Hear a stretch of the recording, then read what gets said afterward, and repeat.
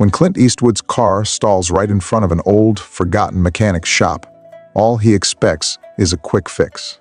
But inside, in the dim light of the neon signs, there's an old mechanic, working alone, with calloused hands and a look of quiet determination. Something about that man, his precision, his reserved posture sticks in Clint's mind long after he's gone. A week later, Clint returns, eager to thank the mechanic. However, when he arrives, he finds the workshop closed, the doors locked, and an unusual silence in the air. What he discovers next leaves him standing in the middle of the street, completely perplexed. Before continuing the story, tell us, where are you watching from? If you like stories like this, subscribe to the channel. There's another special story for you tomorrow. The sun was setting over Carmel by the Sea, the small coastal town in California where Clint Eastwood has always found refuge. But that night, inside a modest mechanic's shop, far from the bustling center, an old mechanic was wiping the grease off his hands and letting out a tired sigh. At 92, he had spent his entire life repairing engines. His name was Henry Carter. His workshop, run solely by him, had survived for decades, resisting competition from modern dealerships and their sophisticated machines. It wasn't luxury that kept his doors open, but the trust of his customers. The problem was that trust doesn't pay medical bills. Henry felt a tightness in his chest and instinctively pressed his hand against it. The pain had become frequent. It's probably just tiredness, he muttered to himself. He didn't have time to get sick. He was about to close the workshop when he heard the agonizing roar of an engine trying to resist before it went out for good. He looked up at the entrance to the garage and saw a classic red 1969 Mustang parked in front of it. A car worthy of an exhibition, not a simple workshop like his. The engine coughed one last time before dying completely. Seconds later, the driver's door opened. A tall man, wearing a black leather jacket and dark jeans, calmly climbed down, removing his sunglasses. There was something about him that exuded respect, the kind of presence that commanded attention without having to say a word. He approached with a polite but calm gaze. "Good evening, Mr. Carter. Do you think you could have a look?" The mechanic examined the car and then looked at the man. Something about him seemed familiar, but Henry couldn't identify where. Probably just another millionaire with a passion for cars, he thought. He let out a grumble. Too flashy for my taste. The man let out a slight laugh. Yes, but at the end of the day, a car is still just a car, isn't it? Henry gave a discreet smile. An engine is an engine. Without asking any more questions, he grabbed his toolbox and lifted the hood. He had no idea he was in front of Clint Eastwood. As he leaned over the engine, his expert hands began to examine the problem, testing each part with precision. The man in black watched him with genuine interest, his arms folded in a relaxed manner. "Do you work alone?" he asked. "I always have," Henry replied, in a direct but not hostile tone. "These days, nobody wants to fix anything. They just change parts and charge a fortune." The man nodded thoughtfully. "I respect that. A real mechanic." Henry let out a slight grumble. "You bet." But as he continued to tinker with the engine, a sharp twinge ran through his chest. He frowned for a moment, but then disguised it, ignoring the discomfort. It was just an extra effort, no big deal. There was still work to do. The California evening breeze was beginning to cool, but inside the workshop, the smell of oil, metal, and dedication permeated the air. With his sleeves rolled up and a wrench in his hand, Henry Carter focused on the Mustang's engine. The man in black stood nearby, watching in silence. Henry had seen many customers like him before, rich, passionate about cars, but with no idea how they worked. But this guy, there was something different. The old mechanic grumbled as he fiddled with the components. Too many wires, too many sensors. These modern cars don't let you really feel the machine. The man smiled. "I like people who do things the right way." Henry let out a low laugh. "Then you're in the wrong town, kid." The man laughed too, but didn't say anything. Henry went back to concentrating on the repair, adjusting a belt and tightening a screw. Over the years, he had worked on thousands of engines. This one was no different, but the weight on his chest felt heavier than usual, an uncomfortable pressure that he simply ignored.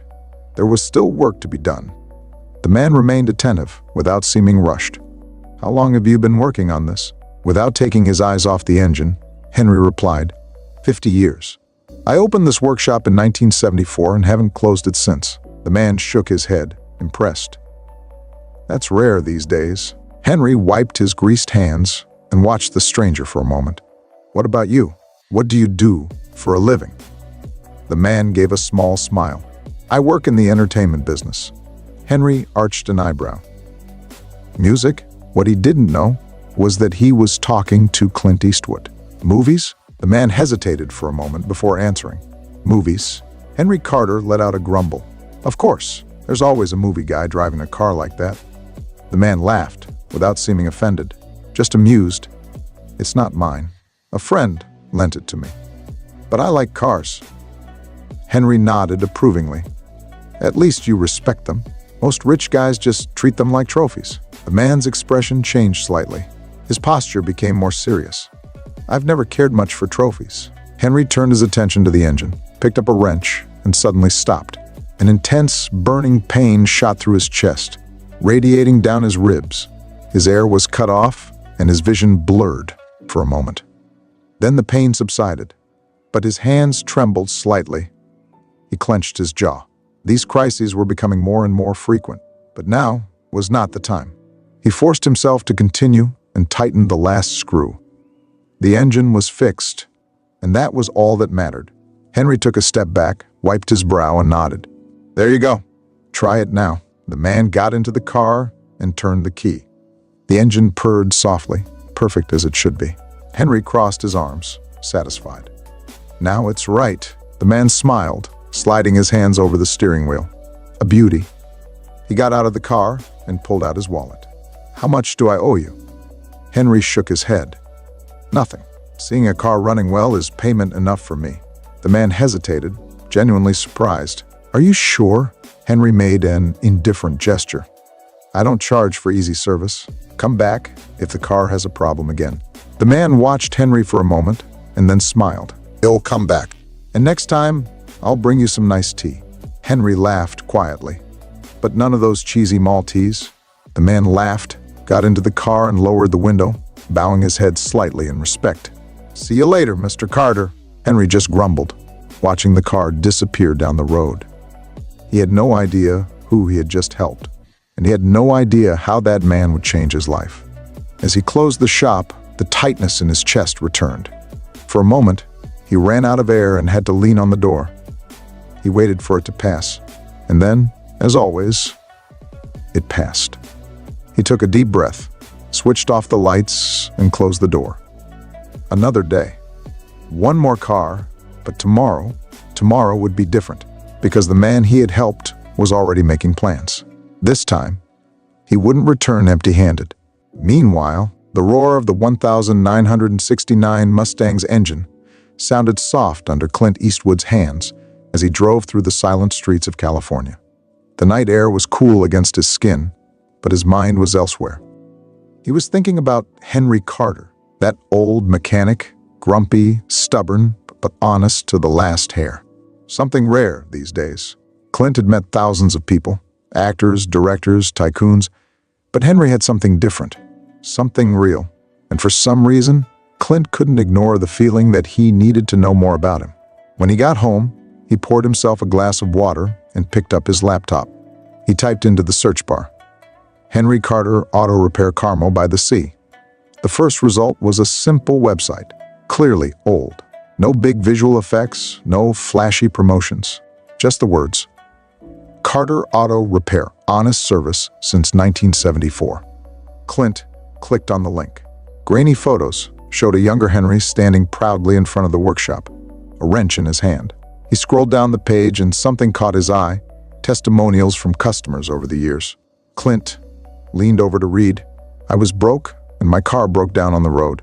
Henry fixed it for no charge and said I could pay when I could. I've never forgotten that. This man stayed late, fixing my truck so I wouldn't miss my night shift. He refused to charge more for it. My father brought the car here for 30 years. When he passed away, Henry fixed up his Chevrolet just so we could take it to the funeral. Clint squeezed the laptop lightly. That man wasn't just a mechanic. He was a pillar of that community, and yet nobody on the outside seemed to know it. Clint leaned back in his chair, staring at the screen. He had known Henry for less than an hour. But now he knew one thing for sure. Henry Carter wasn't just any man. He was one of the good guys, and people like that can't be forgotten. Clint looked at the screen again. His mind was already working on a plan. There was a way to give back. But money wasn't the answer Henry would never accept. He'd already turned it down once. So what would a man like Henry Carter really value? Clint remembered the conversation in the workshop. He remembered how Henry used to talk about doing things the right way, how he criticized modern mechanics for just changing parts without understanding the machines. And then, he had an idea. Clint smiled to himself. It wasn't about money. It was about legacy. He closed his laptop and picked up the phone. He needed to call someone. But before he could dial, something unexpected happened. His cell phone vibrated. Unknown number. Clint frowned and hesitated for a second before answering. Hello? On the other end of the line, a hesitant voice answered. Hello? Is this Clint Eastwood? Clint straightened up in his chair. Who is this? The voice on the other end sighed. My name is Frank. I'm the owner of the laundromat opposite Mr. Henry Carter's garage. Clint gripped the phone tighter. How did you get this number? Frank hesitated. Look, I know this sounds strange, but I saw you in Henry's garage last night, and, well, I thought if anyone could help, it would be you. Clint's heart raced. Something was wrong. What was wrong? Frank sighed, and the sound was enough to put Clint on alert. Henry's in hospital. A shiver ran down Clint's spine. He had planned to return to the workshop the next day. But now he realized that tomorrow might be too late. Without hesitation, he grabbed his car keys, put on a coat, and was out the door in a matter of minutes. Henry Carter was in hospital, and Clint had a bad feeling that this wasn't just a passing crisis. The streets were strangely quiet when Clint parked in front of Carter Auto Repair. But as soon as he turned off the engine, he felt a weight on his chest. The shop, which normally stayed open late, was completely dark. And on the door, fixed with adhesive tape, there was a single sheet of paper. Clint got out of the car, his footsteps echoing on the asphalt as he approached the entrance. On the paper, hastily scribbled, just 2 words, closed indefinitely. Clint's jaw twitched. So it was true. Henry wasn't there. And from the look of the place, it had been days. Clint was still trying to process the situation when he heard footsteps behind him. He turned and saw a man in his 60s, wearing a faded flannel shirt, standing near the laundry room. His eyes carried a gleam of recognition. You're the guy from last night, right? Clint nodded slowly. Frank. The man gave a sad little smile. Yeah. Sorry to call out of the blue, but I thought you'd like to know. Clint's voice came out low and firm. What happened? Frank sighed, running his hand through his gray beard. Henry took ill at work a few days ago. He wasn't well. A customer found him leaning on the hood, trying to carry on anyway. Clint clenched his fists. He remembered Henry leaning over the engine, clutching his chest. He knew something was wrong. He should have asked. He should have stayed longer. Where is he? He asked, his voice tense. At Carmel Central Hospital. Since Monday. Clint nodded and turned towards the car. Frank called out to him. Listen, I don't know what your relationship with Henry is, but that man... He paused, searching for the right words. He's been in that workshop longer than most of the people here have been alive. Clint stopped, listening. Frank sighed. And now, I don't know if he still has the strength to keep fighting. Clint closed his eyes for a moment. His jaw clenched. Henry had dedicated his whole life to that workshop, to that community. And now, when he needed it most, there was no one fighting for him. Clint wasn't going to let that happen. Without saying another word, he got in his car and drove to the hospital. Because this time, it wasn't about fixing a broken engine. It was much bigger than that. The corridors of the central hospital smelled of antiseptic and stale coffee. Clint walked with determined steps, his boots echoing on the linoleum floor. He wasn't there to sign autographs. He wasn't there for publicity. He was there for Henry Carter. And if Frank was right, time was not in his favor. At reception, The nurse's eyes widened at the sight of him. But, to her credit, she didn't ask for a selfie. "I'm looking for Henry Carter. He was admitted a few days ago." She typed it into the system and nodded. "Room 317, third floor. He's stable, but don't expect him to talk much." Clint thanked her and headed for the elevator. Stable. That was good. But if Henry wasn't talking much, it meant that something was wrong. And Clint needed to find out what. The hospital room was poorly lit. The heart monitor emitted a constant, soft sound. Henry Carter was lying on the bed, pale, hooked up to the IV. Clint stood still for a moment, just watching. The man who fixed cars as if it were the simplest thing in the world now looked tired. Then Henry's eyes opened. He blinked a few times, adjusting his focus. And the first thing that came out of his mouth was, "Shit!" He paused, trying to smile. "Don't tell me your Ferrari broke down again?" Clint smiled. Even now, Henry was still Henry. He pulled up a chair and sat on the side of the bed. "No. It still works like a dream." Henry let out a weak laugh, and then grimaced, putting his hand to his chest. Clint's expression turned serious. "How bad is it?" Henry shrugged. The simple movement seemed to exhaust him. "The doctors say my heart doesn't like to obey me anymore." He took a deep breath. "Like a faulty engine. But this one can't be replaced." Clint clenched his jaw. This wasn't just a bad phase, it was serious, and Henry knew it. Clint leaned forward. "Henry, I want to help." Henry let out a dry laugh. "Kid, I know who you are. You're rich, famous, and anything you say now involves money." Clint didn't even blink. "Yes, I want to pay your medical expenses." Henry turned his head towards him with an indecipherable expression. There was a long pause. Then he shook his head. "No." Clint let out a long sigh. "Henry." But Henry was already shaking his head. "I don't accept charity." His voice was firm. Clint watched him for a moment. It wasn't just pride. Henry had been on his own all his life. He never had to depend on anyone. And it wasn't going to change now. Clint nodded slowly. Right. If Henry wouldn't accept money, then Clint would have to think of something better. He leaned back in his chair thoughtfully. Then suddenly, he spoke.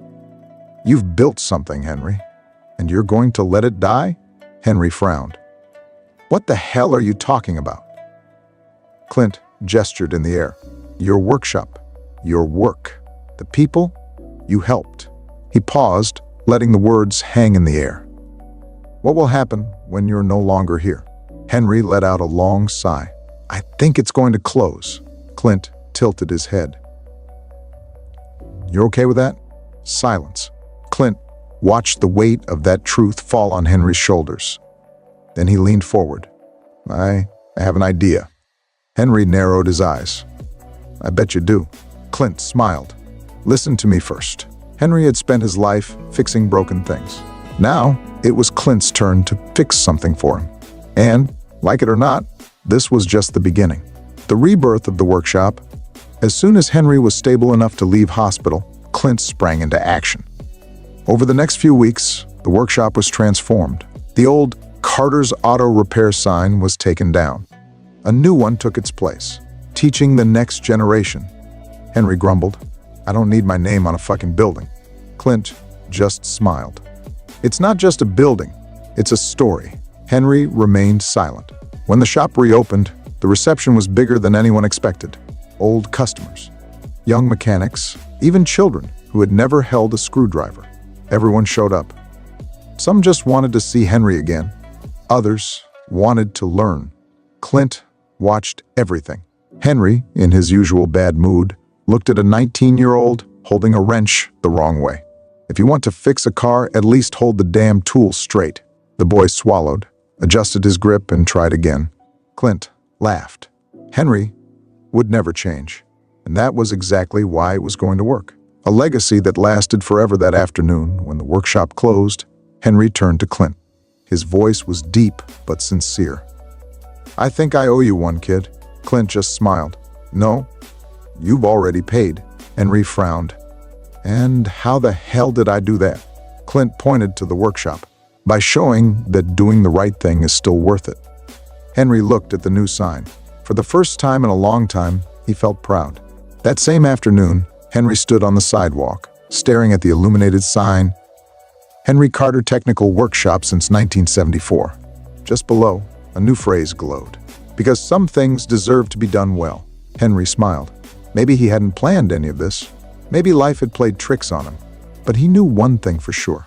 His story wasn't over, and now, it would never end. What do you think? Can legacies like Henry's change the world? Leave your opinion in the comments. If this story touched you, share it with someone who needs this message about perseverance and purpose. And don't forget to subscribe to the channel for more inspiring stories. Want more touching stories? Click on one of the videos on the screen now and continue your journey of inspiration. See you next time.